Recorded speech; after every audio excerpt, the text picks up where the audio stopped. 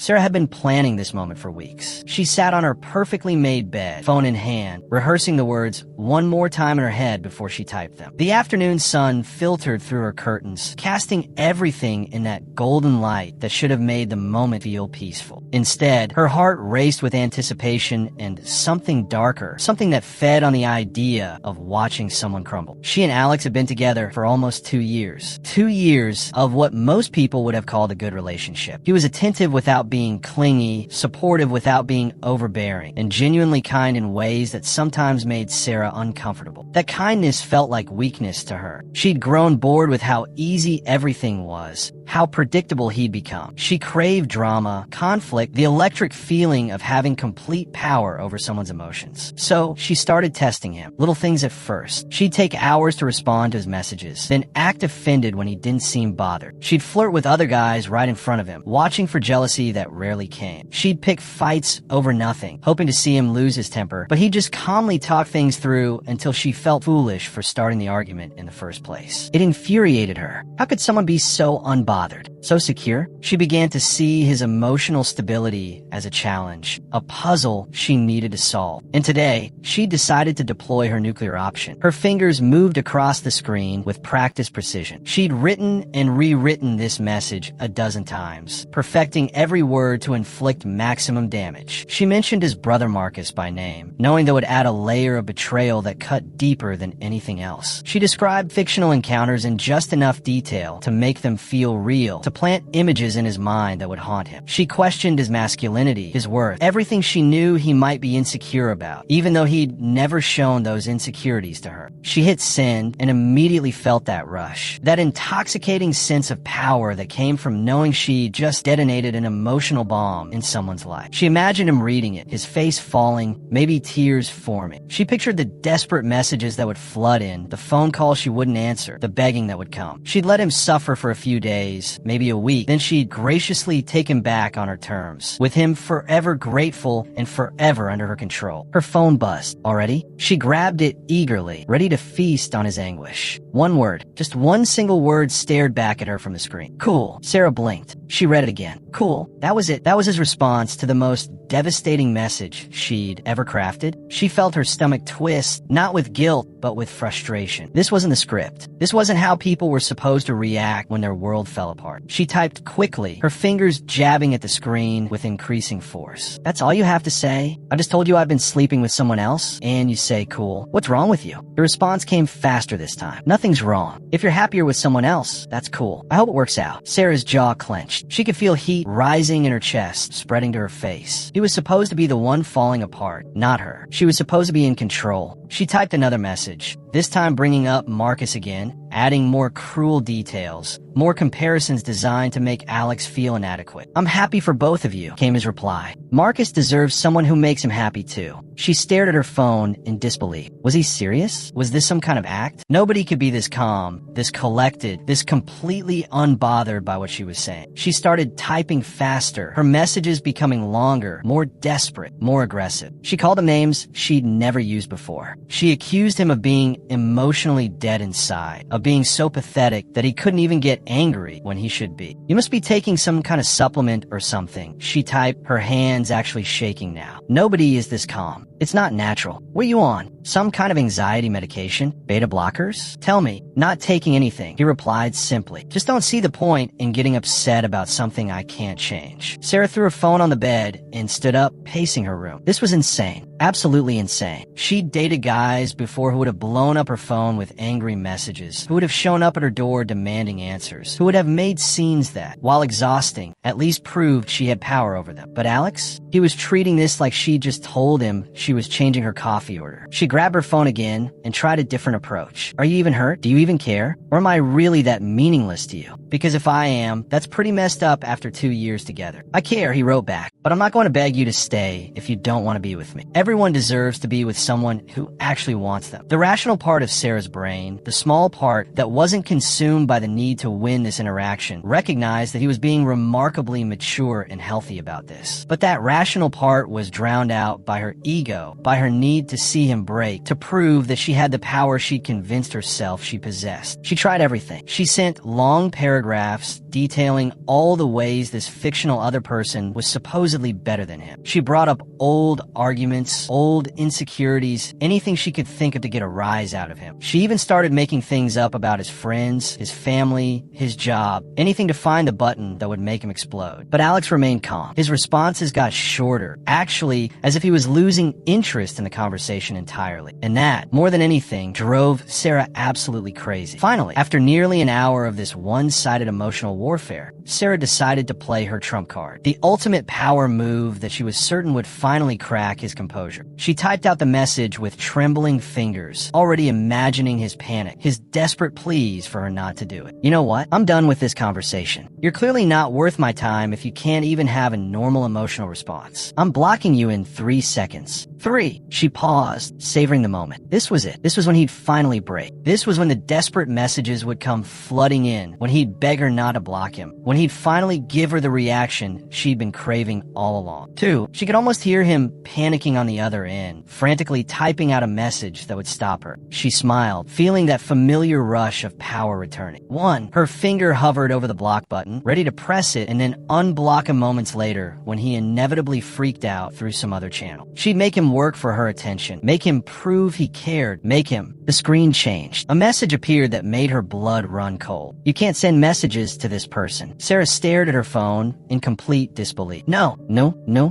That wasn't possible. She was supposed to block him. He was supposed to panic. He wasn't supposed to. He'd blocked her first. Alex had actually blocked her before she could block him. He'd taken away her power move, her dramatic exit, her control over the situation. He'd ended the conversation on his terms, not hers. Something inside Sarah snapped. All pretense of playing it cool, of being the one in control, evaporated in an instant. Her fingers flew across the screen as she navigated to her blocked contacts and frantically unblocked him. She didn't even think about what she was doing, didn't consider how this would look. All she knew was that she needed to fix this, needed to get back into that conversation, needed to regain some semblance of control. She started typing immediately, her messages coming out in a frantic stream of consciousness that she'd have been mortified by if she'd been in any state to think clearly. Alex, wait, I didn't mean any of that. I was just upset. I was just testing you to see if you cared. There's no other guy. There never was. I never did anything with Marcus. I swear. I don't know why I said those things. I just wanted to see if you'd fight for me, if you'd show me that you cared. She hit send and immediately started typing another message, not even waiting for a response. Please, can we just talk about this? I forgive you for cheating on me. We can work through this together. The moment she sent that message, some distant part of her brain registered how absurd it was. She was forgiving him for cheating when she'd been the one who claimed to cheat in the first place, when none of it had even been real. But she was too far gone to care about logic or consistency. She just needed him to respond, needed him to engage with her again. I'll do anything, she typed, her pride completely abandoned now. Anything you want. Just please don't block me again. Please don't leave. I need you. I love you. I didn't mean any of it, I swear. The 3 dots appeared, indicating he was typing. Sarah's heart leaped. Finally, she'd gotten through to him. He was going to respond. They were going to talk. She could salvage this. And his message appeared. Short, simple, and absolutely devastating. What's your sister's number? Sarah dropped her phone like it had physically burned her. She stared at it lying on her bed, the screen still showing those 5 words that had just shattered whatever remained of her ego. Her sister? He was asking about her sister? After everything, after all her desperate messages, after her begging and pleading, he was asking for her sister's number? She picked up the phone with shaking hands and stared at the message. This couldn't be happening. This was supposed to be her moment of power, her moment of control. She was supposed to be the one making him feel small, making him hurt, making him beg. Instead, she was the one who'd fallen apart. She was the one who'd revealed just how much she needed him to care, how much she needed his attention, his validation. And he'd responded by asking for her sister's number. Sarah's mind raced through the implications. Was he serious? Did he actually want to date Emma? Or was this his way of finally getting back at her, of showing her what it felt like to be on the receiving end of emotional manipulation? Either way, it didn't matter. The power dynamic had completely reversed, and she'd done it to herself. She thought about Emma, her younger sister who'd always been the good one in the family. Emma, who was kind without being naive, confident without being arrogant, genuine in ways that Sarah had always secretly envied. Emma, who'd met Alex a few times at family gatherings and had gotten along with him well, laughing at his jokes and engaging in actual conversations while Sarah had been off taking selfies or checking her phone. The worst part was that they'd probably be good together, really good together. Emma wouldn't play games with him. She wouldn't test him or would try to manipulate his emotions.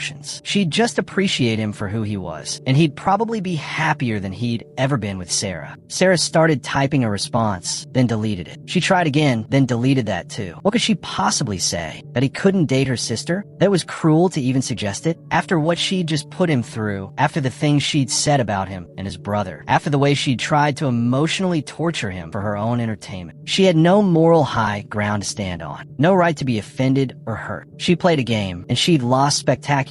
Finally, she managed to type out a response. "You're serious? Why wouldn't I be?" he replied. "You've moved on with someone better. I figure I should do the same." Emma seems like a genuinely good person. The emphasis on genuinely good person wasn't lost on Sarah. It was the closest thing to an insult he'd sent all day, and it landed harder than any of her carefully crafted cruelties had landed on it. Sarah set her phone down and looked at herself in the mirror across from her bed. Her perfectly applied makeup, her carefully chosen outfit, her practiced expressions, all of it suddenly felt like a costume. She'd spent so much time and energy on creating an image, on maintaining power, on playing games, that she'd never stopped to consider what she was actually getting out of it. The rush of control she'd felt when she sent that first message seemed pathetic now. She'd been so proud of her ability to manipulate, to hurt, to dominate. But what had it gotten her? A guy who was so unbothered by her games that he'd simply opted out. A guy who was now potentially interested in her sister, who would probably treat him better in a week than Sarah had in 2 years. Her phone buzzed again. She picked it up, half hoping and half dreading what she'd see. "You don't have to give me her number if you don't want to," Alex had written. "I can probably find it another way, but I figured I'd ask since we're being so honest with each other today." There was no anger in his words, no desire for revenge. He was just moving on, exactly like he'd said he would. He'd taken her at her word when she said she'd found someone better, and now he was doing the same thing. He wasn't trying to hurt her. He wasn't trying to win some game. He was just living his life, unburdened by the need to control or manipulate or prove anything to anyone. Sarah realized, sitting there on her bed with her phone in her hands, that she'd never actually known Alex at all. She'd been so busy trying to figure out how to control him, how to get reactions from him, how to maintain power over him, that she'd never actually seen him as a real person with his own thoughts, feelings, and agency. She'd treated him like a toy, something that existed solely for her entertainment and validation. And he'd responded by simply refusing to play, not out of spite or revenge, but because he had enough self-respect to walk away from someone who treated him that way. It was the most powerful thing he could have done, and it had cost him nothing. He hadn't had to yell or cry or make threats. He just said cool and meant it. Sarah looked at her phone one more time. She could give him Emma's number. She could refuse. She could try to apologize again, though she knew now that it wouldn't matter. She could block him and try to pretend this whole thing never happened. But none of those options would change what had happened today or what she'd learned about herself. She'd spent 2 years with someone who was emotionally healthy, stable, and genuinely kind, and she'd found it boring. She'd craved drama and conflict so much that she'd manufactured it, never considering that maybe the problem wasn't that Alex was too calm, but that she was too addicted to chaos. In the end, she didn't give him Emma's number, but she didn't try to stop him from getting it either. She just set her phone down and sat with the uncomfortable truth that she played a game with someone who wasn't playing, and that had made her the only loser. The irony wasn't lost on her. She'd wanted to see him hurt, to see him break, to prove that she had power over his emotions. Instead, she'd been the one to fall apart. She'd been the one to beg and plead and promise anything. She'd been the one to reveal just how much she needed his attention, his validation, his emotional reaction. Alex had won by not competing. He'd beaten her by refusing to fight. And that, more than anything else that had happened that day, showed Sarah exactly how much growing up she still had to do. Weeks later, Sarah would see a photo on social media. Alex and Emma smiling at some coffee shop, looking genuinely happy in a way that didn't seem performed or curated. Emma had posted it with a simple caption about finding unexpected connections. Sarah stared at that photo for a long time, feeling a complex mix of emotions she couldn't quite name. She'd learned something that day, something she'd probably known deep down but had never wanted to admit. Playing mind games only works if the other person cares enough to play along. And the people who refuse to play, those are usually the ones worth keeping around. Those are the ones who have their priorities straight, who know their worth, who don't need to prove anything to anyone. Sarah had lost something valuable when she sent that first message. But maybe, just maybe, she'd gained something more important, the understanding that real power doesn't come from controlling others. It comes from controlling yourself, from being secure enough in who you are that you don't need to tear others down to feel elevated. It was a hard lesson, an embarrassing one